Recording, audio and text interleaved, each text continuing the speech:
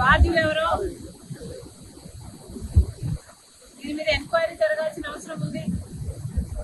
అసలు ఇలాంటివి మళ్ళీ మళ్ళీ జరగకుండా ఎందుకు కట్టడి చేయలేమో ప్రభుత్వాలు ఆలోచన చేయాలి. బికాజ్ ఇంత ముందు కూడా ఇలాంటిదే జరిగింది అని వింటున్నాం.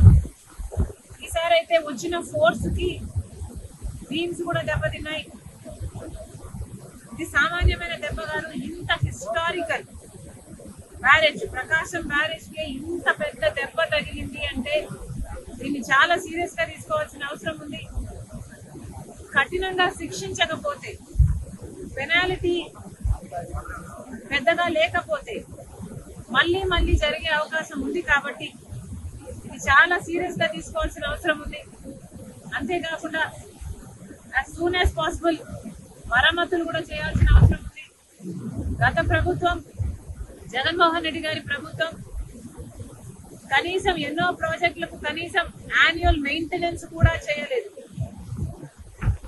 రాజశేఖర రెడ్డి గారు కట్టిన ప్రాజెక్టులకు కూడా కనీసం యాన్యువల్ మెయింటెనెన్స్ కూడా చేయకపోతే చాలా చోట్ల చూసాం మనం. గేట్లు కూడా ఊడి నదులలో తేలడం చూసాం.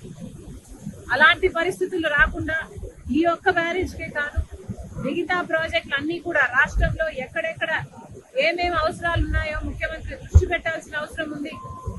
వాటన్నిటినీ కూడా నివారించిన అవసరం ఉంది. మరొకసారి ఇంత వరద, ఇంత ఘోర విపత్తు వస్తుందని ఎవరూ ఊహించలేదు.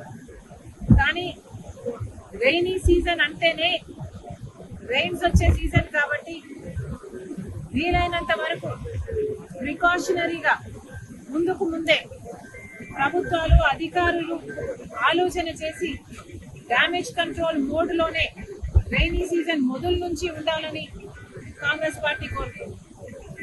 ఈ బ్యారేజ్ కి సంబంధించి వెంటనే చర్యలు తీసుకోవాలి. ఎవరు దీనికి అకౌంటబుల్, ఎవరు దీనికి రెస్పాన్సిబుల్ వెంటనే కనుక్కోవాల్సిన అవసరం ఉంది. కఠినంగా శిక్షించాల్సిన అవసరం ఉంది. ఎందుకంటే ఇది మళ్ళీ రిపీట్ కాకూడదు కాబట్టి.